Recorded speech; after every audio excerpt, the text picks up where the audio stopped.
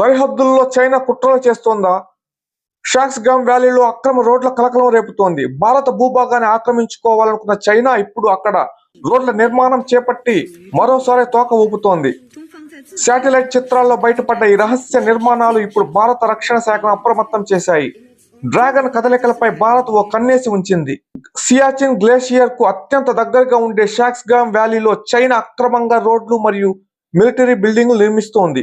ఇది భారత్ కు చెందిన భూభాగం, కానీ 1963లో పాకిస్తాన్ దీనిని దొంగచాటుగా చైనాకు అప్పగించింది.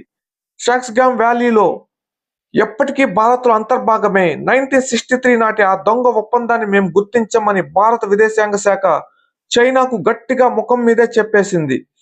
చైనా ఏమంటుందంటే, ఇది మా సొంత భూమి, ఇక్కడ మేము ఏం చేసుకున్నా ఎవరికీ సంబంధం లేదంటూ చైనా విదేశాంగ ప్రతినిధి మావో నింగ్ వివాదాస్పద వ్యాఖ్యలు చేశాడు.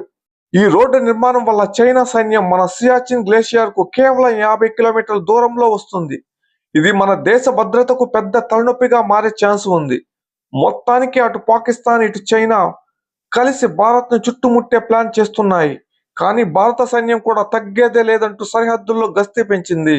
వీడియో నచ్చినట్లయితే లైక్ చేసి సబ్స్క్రైబ్ చేసుకోండి. Thank you. జై హింద్.